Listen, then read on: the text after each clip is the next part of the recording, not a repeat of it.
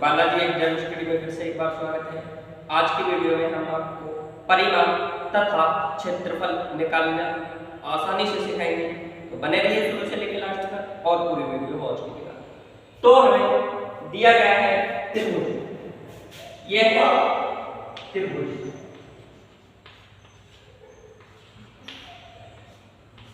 ये दिया गया है वर्ग और ये है आयत। और हमसे पूछा जाता है कि त्रिभुज का परिमाप निकाल के दिखाओ या त्रिभुज का क्षेत्रफल। तो त्रिभुज का परिमाप, उससे पहले मैं कुछ बेसिक बता दे रहा हूं। परिमाप क्या होता है? किसी बंद आकृति के सभी किनारों की लंबाई का योग उसका परिमाप कहलाता है। किसी बंद आकृति के सभी किनारों की लंबाई का योग उसका अनुपात कहलाता है। जैसे कि ये बंद आकृति है और इसके किनारे की जो लंबाइयां है उनका योग होता है, वो हमारा परिमाप कहलाता है। जैसे हमारे पास ये लंबाई 4 दी गई है और ये 3 दी गई है, तो इसका परिमाप होगा वो कितना होगा? इनका योग होगा। और ये 6 दी गई है, तो हम इसका जोड़ लेते हैं। जो त्रिभुज की परिमाप आएगा वो कितना आएगा? त्रिभुज का परिमाप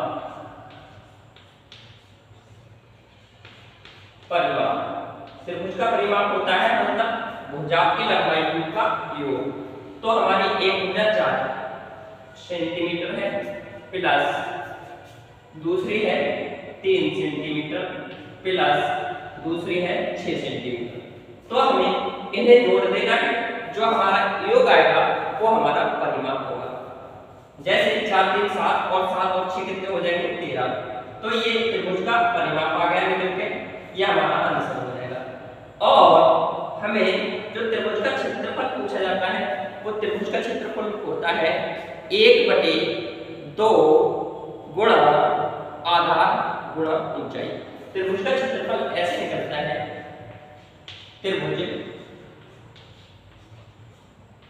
का क्षेत्रफल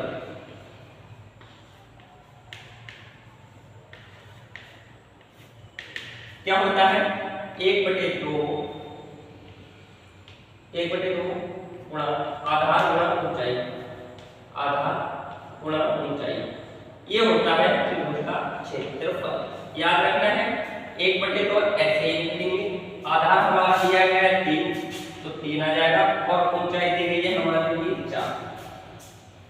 तो हम इसे काट सकते हैं, 2 दूनी 4 हो जाएंगे, बचे 2 2 3 6। तो हमारा जो क्षेत्रफल आ जाएगा निकल के वो आ जाएगा 6। कितना आ जाएगा? 6। ये हमारा क्षेत्रफल आ गया निकल के। अब नेक्स्ट है वर्ग।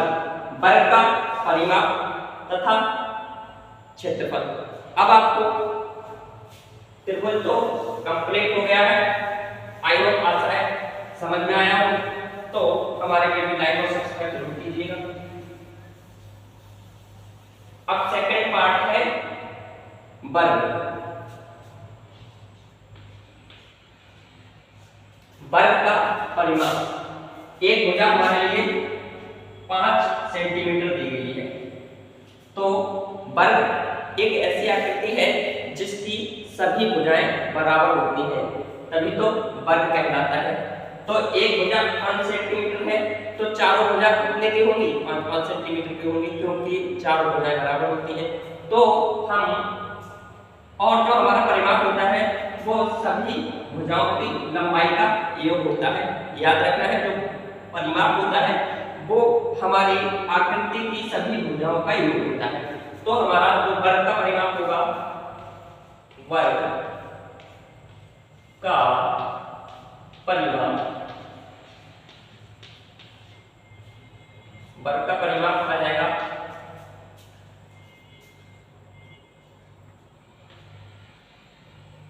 5 और भुजाएं कितनी है? भुजाएं दे देते हैं 1 2 3 4, 4 से मल्टीप्लाई कर देते हैं तो हमारा परिमाप आ जाएगा। कितना आ जाएगा? 4 पंजे 20। तो 20 परिमाप आ जाएगा।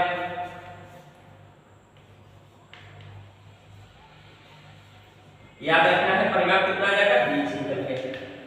और हमें अब इसका क्षेत्रफल निकालना है। जो हमारा वर्ग है, वर्ग का क्षेत्रफल होता है भुजा का स्क्वायर। जैसे कि भुजा का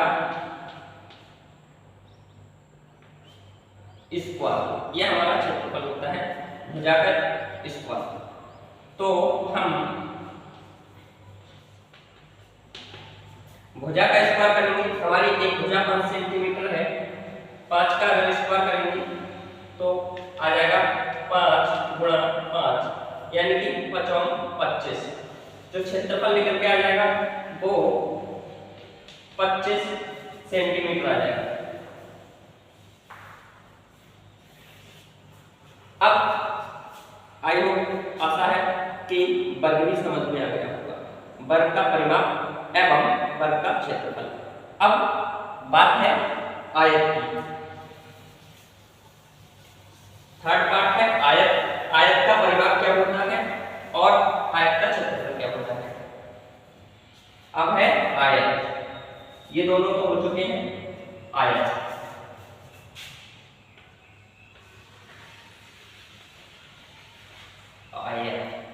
आयत का और परिमाप वही होता है चारों भुजाओं की आकृति का योग। एक भुजा हमारी 6 सेंटीमीटर है और दूसरी 3 सेंटीमीटर है। कितनी है?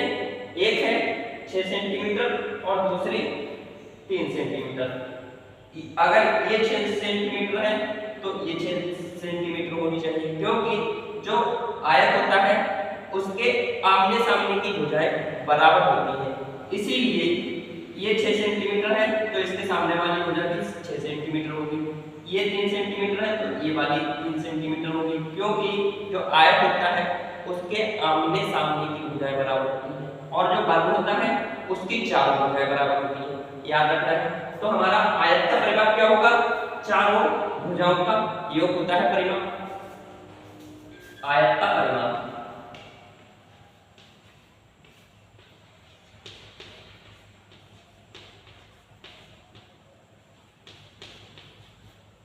आयत का परिमाप होगा, कितनी भुजाएं हैं? 2 लंबाई प्लस चौड़ाई,